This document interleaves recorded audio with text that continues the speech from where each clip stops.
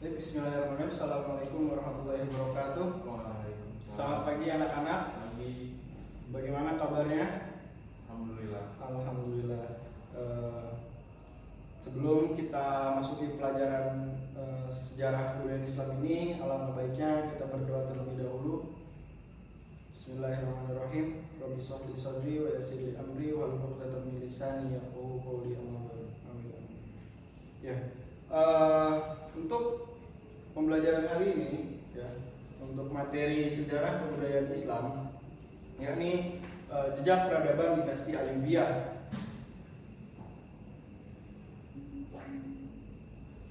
Baik, mari kita masuki materi ini. Dimohon sebelumnya tidak bercanda atau bersanda gurau dengan teman-temannya yang sebelah, atau mengobrol hal-hal yang tidak penting selama proses pembelajaran ini dimulai.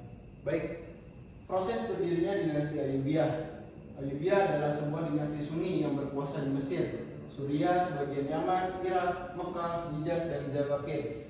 Dinasti Ayyubiyah didirikan oleh Salahuddin Al-Ayyubi. Penamaan Al-Ayyubiyah dinisbatkan kepada nama belakangnya Al-Ayyubi yang diambil dari nama kakeknya yang bernama Ayyub.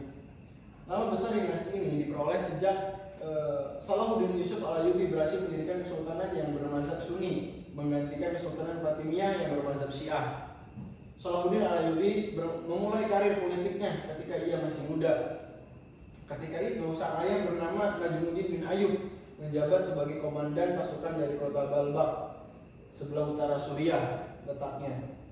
Lalu Najmuddin Ayyub ditunjuk menjadi komandan oleh panglima yang berkuasa saat itu, yaitu Nuruddin Zanki. Jadi seorang Najmuddin bin Ayyub ini adalah seorang pamannya dari Salahuddin Al-Ayyubi, yang mana ketika waktu itu pamannya itu ditunjuk menjadi komandan panglima yang berkuasa di masa zaman dinasti Fatimiyah gitu, ya, yang dimana dipimpin oleh Nuruddin Zanki. Pada tahun 1164 Masehi, Salahuddin Al-Ayyubi mengikuti ekspedisi pamannya ke Mesir. 5 tahun kemudian, tepatnya pada waktu 1169 Masehi, Salahuddin Yusuf Al-Ayyubi diangkat menjadi gubernur, wazir atau gubernur oleh penguasa dinasti Fatimiyah dalam usianya yakni 32 tahun, menggantikan pamannya Asaduddin Syirkuh yang wafat setelah 2 bulan menjabat sebagai wazir. Sebagai Perdana Menteri, Salahuddin mendapat gelar Al-Malik An-Nasir yang artinya penguasa yang bijaksana. Maksud dalam penyampaian ini, ya, ketika di usianya penguasa dinasti Fatimiyah ini, Salahuddin diangkat menjadi wazir. Ketika apa? Menggantikan sesosok pamannya yang sudah meninggal. Pada saat itu umurnya Salahuddin Al-Ayyubi menginjak di umur 32 tahun.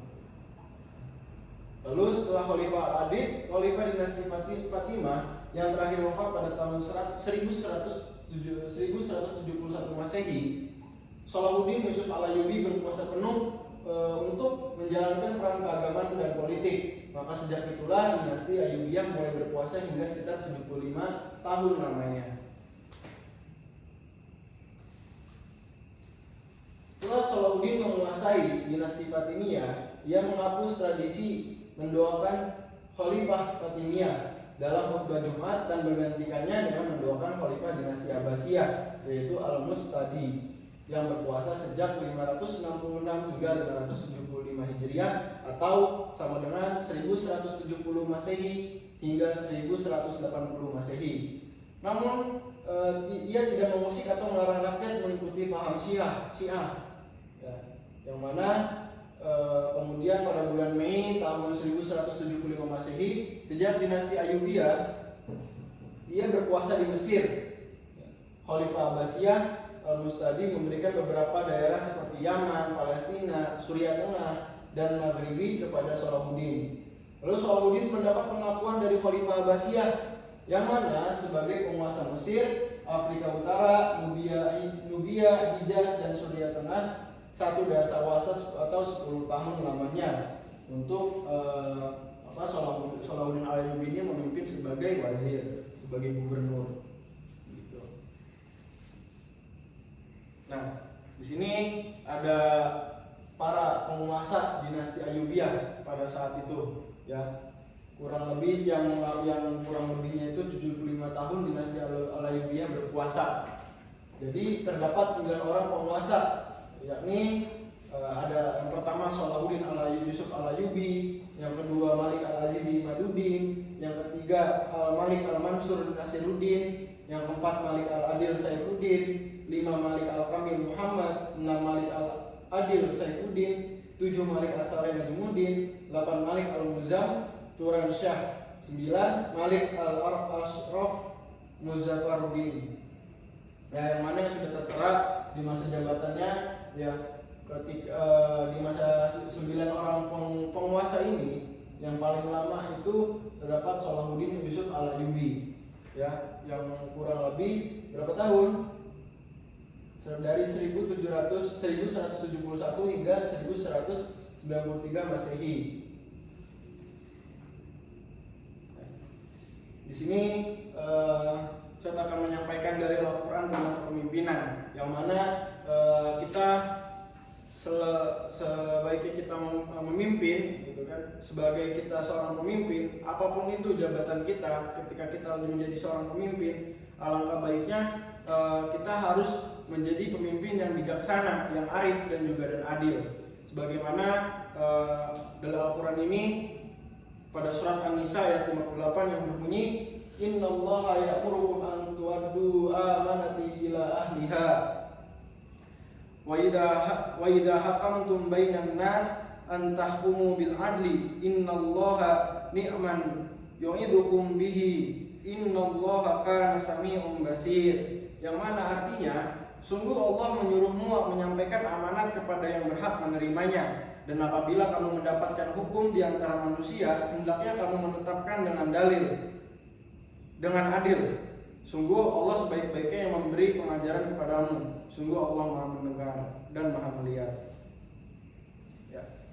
Jadi kesimpulan dari ayat tersebut adalah pemimpin adalah seorang yang menerima amanah. Orang yang menerima amanah mesti menjalankan amanahnya. Pemberi amanah tersebut ialah Allah Subhanahu wa taala dan rakyat yang telah memimpin para calon pemimpin tersebut. Oleh karena itu, pemimpin bertanggung jawab kepada Allah Subhanahu wa taala pun juga bertanggung jawab kepada rakyat.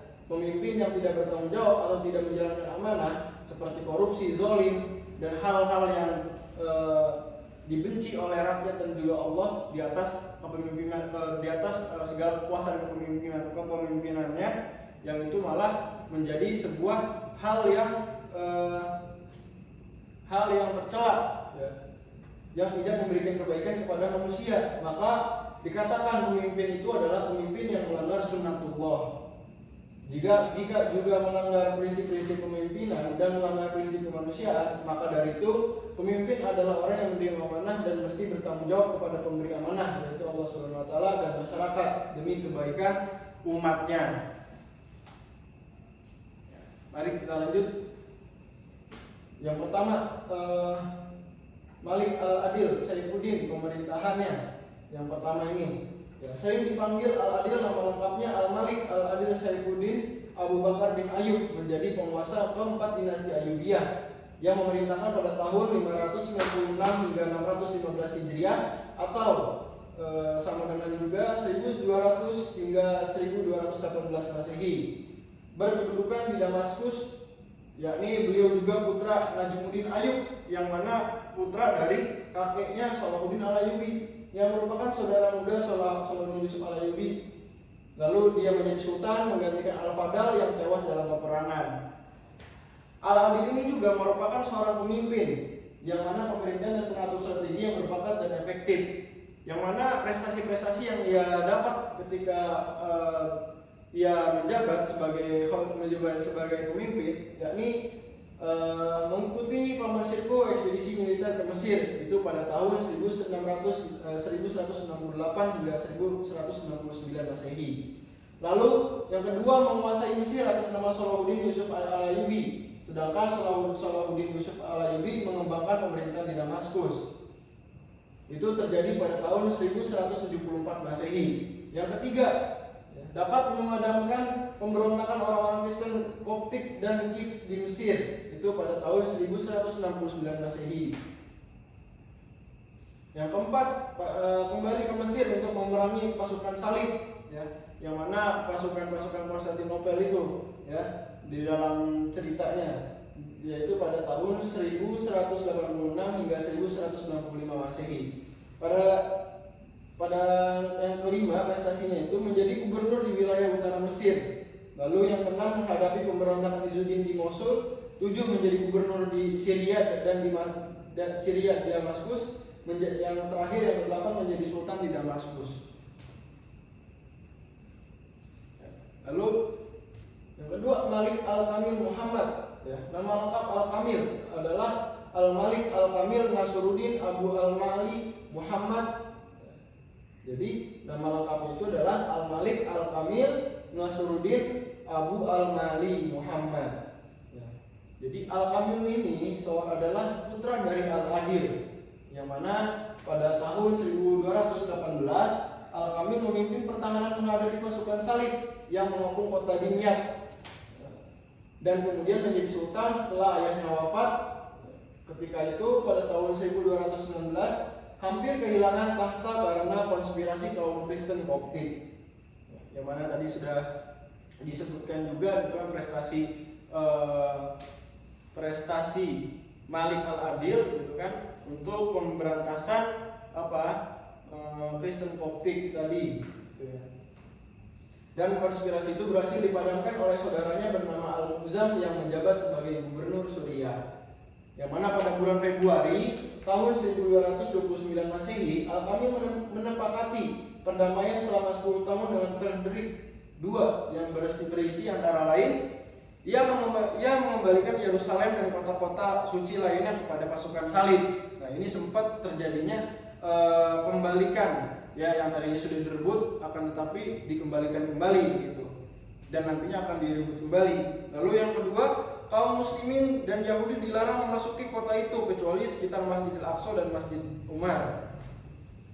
Selain itu, beberapa peristiwa yang dialami oleh Al-Malik Al-Kamil antara lain yang mana memimpin pertahanan menghadapi pasukan salib yang mengepung kota Dimyat pada tahun 1218 Masehi, menjadi sultan dinasti Ayyubiyah pada tahun 1218 Masehi menggantikan Al-Adil yang meninggal dunia. Yang ketiga, pada tahun 1219 Masehi ia hampir kehilangan tahtanya, lalu kota Dimyat akhirnya jatuh ke tangan orang-orang Kristen. Yang kelima, kami telah beberapa kali menawarkan perdamaian dan pasukan salib yang dilakukan perjanjian damai dengan imbalan mengembalikan Yerusalem kepada pasukan salib. Lalu membangun kembali tembok di Yerusalem yang telah dirobohkan oleh Al-Muzam saudaranya. Yang 7, mengembalikan salib asli yang dulu terpasang di Kubah Baitul Maqdis kepada orang Kristen. Al-Kamil meninggal dunia pada tahun 1238 Masehi. Kedudukannya sebagai sultan digantikan oleh Salahuddin Al-Ayyubi. Jadi di poin terakhir tadi, ya, peristiwa yang dimiliki Al-Malik Al-Kamil yang paling bersejarah, mengembalikan salib asli yang dulu terpasang di Kubah Baitul Maqdis kepada orang Kristen yang dulunya sempat yang sudah tercopot atau sudah diambil.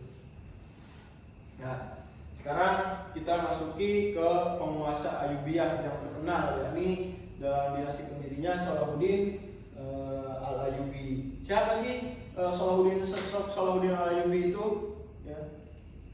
Nama lengkapnya Salahuddin Yusuf Al-Ayyubi Abdul Muzaffar Yusuf bin Najmuddin bin Ayyub. Salahuddin Al-Ayyubi berasal dari bangsa Kurdi, ya, yang ayahnya Najmuddin Ayyub dan pamannya Asaduddin Syirkuh, yang hijrah meninggalkan kampung halamannya dekat Danau Van dan pindah ke daerah Tirkit, Irak.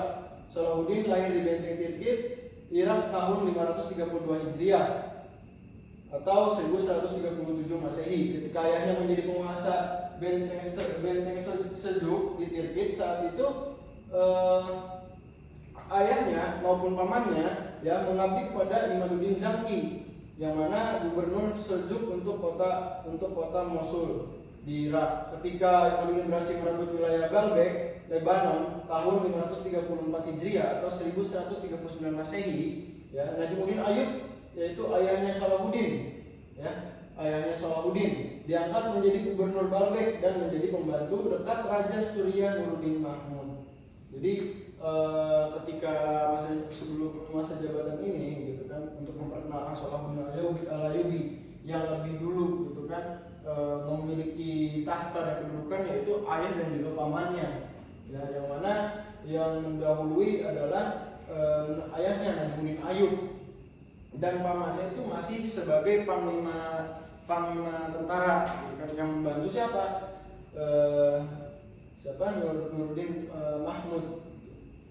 Lalu pendidikan masa kecilnya, ya, Salahuddin dididik ayahnya untuk menguasai sastra ilmu kalam, menghafal Al-Quran dan ilmu hadis di madrasah, yang mana dalam buku-buku sejarah dituturkan bahwa cita-cita awal Salahuddin ialah menjadi orang yang ahli di bidang ilmu agama, atau sebagai yang dikatakan sekarang al-ulama gitu kan. Ia senang berdiskusi tentang ilmu kalam, Al-Quran, fikih dan juga hadis. Selain mempelajari ilmu agama, Salahuddin mengisi masa mudanya dengan menekuni teknik perang yang mana di dalamnya pasti ada strategi, ya, maupun ilmu-ilmu politik. Setelah itu Salahuddin melanjutkan pendidikannya di Damaskus untuk mempelajari teologi Sunni selama 10 tahun lamanya dalam lingkungan istana Nuruddin. Dari kecil sudah terlihat sosok karakter kuat Salahuddin ini, yang mana dikatakan rendah hati, santun, serta penuh belas kasih. Salahuddin tumbuh di lingkungan keluarga yang agamis dan dalam lingkungan keluarga kesatria, ya, bisa dikatakan keluarga yang kesatria adalah dimana ayah dan pamannya saja menjadi tentara dalam tentara perang gitu kan, dan mempunyai nama gitu. Lalu di dunia kemiliteran semakin diakrabinya setelah Sultan Nuruddin menempatkan ayahnya sebagai kepala divisi milisi di Damaskus, dan pada umur 26 tahun Salahuddin bergabung dengan pasukan pamannya dalam memimpin pasukan muslimin ke Mesir atas tugas dari gubernur Suriah, yaitu atas tugas Nuruddin Zaki, untuk membantu Perdana Menteri dinasti Fatimiyah, ya, menghadapi pemberontakan Girgam. Misi tersebut berhasil untuk Perdana Menteri Syawar kembali kepada kedudukan semula tahun 560 Hijriah atau 1164 Masehi. Ya, 3 tahun kemudian Nuruddin Zaki kembali menugaskan Panglima Asaduddin Syirkuh dan Salahuddin Yusuf Al-Ayyubi untuk menaklukkan Mesir. Hal ini dikarenakan Perdana Menteri Syawar telah mengadakan perjanjian dengan Amouri, yang mana Panglima Tentara Salib yang dulu pernah membantu Girgam perjanjian pada tahun 1189 di Mesir itu dapat dikuasai. Syirkuh kemudian meninggal. Selanjutnya Salahuddin diangkat oleh Nuruddin menjadi pengganti Syirkuh pada tahun 1169 Masehi. Ia diangkat sebagai wazir atau panglima gubernur menggantikan pamannya. Ya, semakin kesini Salahuddin menunjukkan keperwiraannya dalam kepemimpinan. Dia melakukan mobilisasi dan reorganisasi untuk pasukan dan perekonomian di Mesir. Akan tetapi keberhasilan Salahuddin dalam memimpin Mesir mengakibatkan Nuruddin merasa khawatir tersaingi, ya, yang mana Nuruddin yang mengangkat gitu kan. Akan tetapi melihat dari performa untuk Salahuddin ini semakin hari semakin meningkat dari kinerjanya dan juga reorganisasi dan lain sebagainya, Nuruddin merasa akan tersaingi begitu. Akibatnya apa? Hubungan mereka memburuk. Akhirnya di tahun 1175 Masehi Nuruddin mengirimkan pasukan untuk menaklukkan Mesir. Akan tetapi Nuruddin meninggal dunia saat armadanya sedang dalam perjalanan dan penyerangan dibatalkan. Salahuddin berangkat ke Damaskus untuk mengucapkan bela sungkawanya, yang mana kedatangannya banyak disambut dan dielulukan. Lalu Salahuddin yang santun berniat untuk menyerahkan kekuasaan kepada raja yang baru yang masih belia ini. Yang mana pada tahun itu juga raja muda ini sakit dan juga meninggal. Posisinya digantikan oleh Salahuddin yang diangkat menjadi pemimpin kekhalifahan Suriah dan Mesir. Jadi ketika ayahnya meninggal, ketika yang raja muda ini pengen diangkat dan itu sakit dan sampai meninggal, akhirnya Salahuddin tetap menjadi seorang wazir, yang mana sudah juga menjadi pemimpin khalifah di Suriah dan juga di Mesir. Lalu 3 tahun kemudian menjadi penguasa Mesir dan Syria menggantikan Sultan Nurdin yang wafat.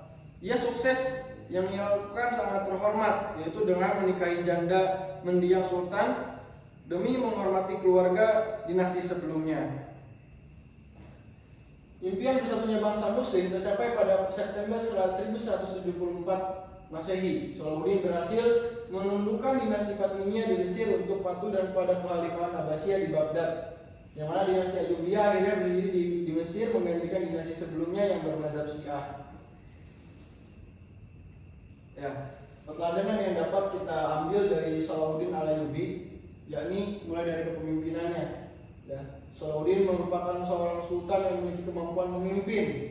Dibuktikan dengan caranya dalam memilih para wazir. Salahuddin mengangkat para pembantunya, orang-orang cerdas dan terdidik diantaranya Al-Qadi, Al-Fadil, Al-Khatib, Al-Isfahani.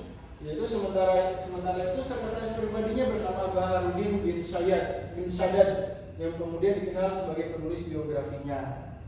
Salahuddin Yusuf Al-Ayyubi juga tidak membuat kekuasaan terpusat di Mesir, membagi wilayah, ya, kekuasaannya pada saudara-saudara dan turunannya sehingga melahirkan beberapa cabang dinasti Ayyubiyah sebagai berikut. Ya, sebelum saya menyampaikan dinastinya, gitu kan, sultan-sultanannya, bahwasanya Salahuddin Ayyubi ini tidak mementingkan dirinya sendiri, tapi mementingkan rakyatnya dan juga para kerabat-kerabat dan saudara-saudaranya, ya, yang tidak berpusatkan di Mesir saja, melainkan disebar ke seluruh wilayah, yang mana ada Kesultanan Ayyubiyah di Mesir, Kesultanan Ayyubiyah di Damaskus, Keamiran Ayyubiyah di Aleppo, Kesultanan Ayyubiyah di Hama, Kesultanan Ayyubiyah di Homs, Kesultanan Ayyubiyah di Mayafaikin, Kesultanan Ayyubiyah di Sinjar, Kesultanan Ayyubiyah di Hisan Kaifa, Kesultanan Ayyubiyah di Yaman, dan Keamiran Ayyubiyah di Perak.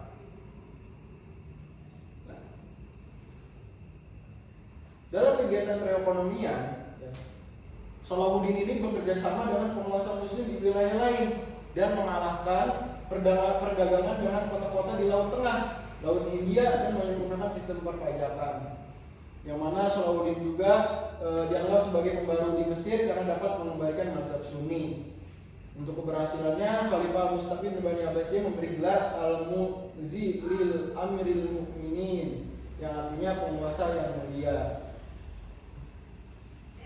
Nah, hal yang dapat dipatuhi dari Salahuddin yang kedua, keperwiraannya, ya, yang mana Salahuddin Yusuf Al-Ayyubi dikenal sebagai perwira yang memiliki kecerdasan yang tinggi dalam bidang militer. Pada masa pemerintahannya, kekuatan militernya terkenal sangat tangguh, diperkuat oleh pasukan barbar Turki dan Afrika, yang mana membangun tembok kota di Kairo dan Bukit Tutakom sebagai benteng pertahanan. Untuk kehidupan Salahuddin Al-Ayyubi Yusuf Al-Ayyubi penuh dengan perjuangan dalam rangka menunaikan tugas negara dan agama. Perang yang dilakukan dalam rangka membela negara dan agama, Salahuddin seorang kesatria dan memiliki toleransi yang tinggi. Ketika menguasai, ya, Iskandaria, tetap mengunjungi orang-orang Kristen. Lalu ketika perdamaian tercapai dengan tentara salib, dia mengizinkan orang-orang Kristen berziarah ke Baitul Maqdis.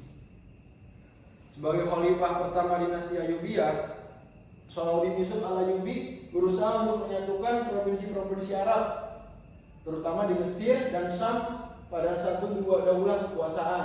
Usaha Salahuddin Yusuf Al-Ayyubi ini banyak mendapatkan tentangan dari orang-orang yang kedudukannya merasa terancam dan kepemimpinannya. Maka usaha-usaha yang dilakukan Salahuddin Yusuf Al-Ayyubi ini menumpas segala bentuk pemberontakan dan memperluas wilayah kekuasaannya, yang mana tujuannya agar kekuatan umat Islam terorganisir dan baik maupun memenangkan musuh, yang mana usaha-usahanya itu adalah memadamkan pemberontakan Hajib, perluasan wilayah Al-Ayyubiyah ke Yaman, perluasan wilayah Al-Ayyubi ke Damaskus dan Mosul.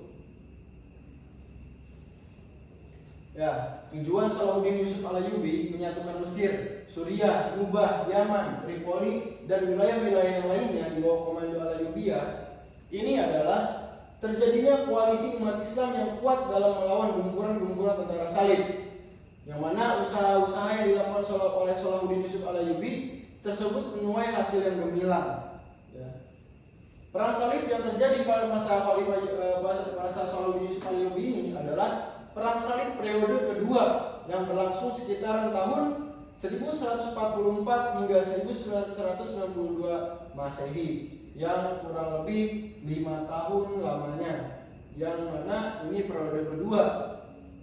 Ya. Periode ini disebut periode reaksi umat Islam, terutama tujuan membebaskan kembali Baitul Maqdis atau disebut Masjid Al-Aqsa.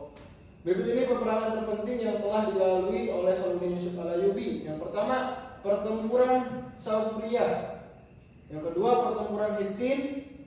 Yang ketiga, pembebasan Al-Quds atau Baitul Maqdis yang disebut apa?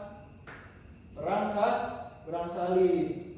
Yang mana Salahuddin Yusuf Al-Ayyubi adalah pahlawan besar bagi umat Islam yang kecintaannya terhadap agama dan umat Islam telah menempatkan sebagai lembaran hidupnya untuk menegakkan harga diri umat Islam. Yang mana kehadiran Yusuf Al-Ayyubi dalam membangun koalisi umat Islam benar-benar telah menyatukan kekuatan umat Islam dalam membela agamanya. Dan keperwiraan Salahuddin ini terukir dalam sejarah, tidak hanya diakui oleh kaum muslimin, akan tetapi juga oleh kaum Kristen. Ya, sebelum saya tutup materi pada kesempatan hari ini, ada yang ingin bertanya? Ya, jika tidak ada yang ingin bertanya, saya akan menanyakan satu hal tentang Salahuddin Yusuf Al-Ayyubi ini. Ya, untuk Salahuddin Yusuf Al-Ayyubi ada dua hal yang memang kita harus contohi dan kita perhatikan dan kita juga harus contohkan. Yang pertama, ada sifat apa? Kepemimpinannya. Yang kedua adalah jiwa kesatriaannya atau keperwiraannya. Ya, mungkin hanya ini yang bisa saya sampaikan. Ya, untuk tugas dan lain sebagainya, harap menyampaikan kembali di pekan ke depan, dan kalian menulis di buku tulis dalam rangkuman materi pada hari ini. Ya, nanti akan dikumpulkan ketika pertemuan ke depan dan akan membuat berbagai macam dibuat kelompok dan memberikan pertanyaan-pertanyaan di setiap kelompoknya. Baik, cukup sekian dari Ustadz. Mohon maaf jikalau banyak salah dari penyampaian dan atau lain sebagainya. Syukron. Wassalamualaikum warahmatullahi wabarakatuh.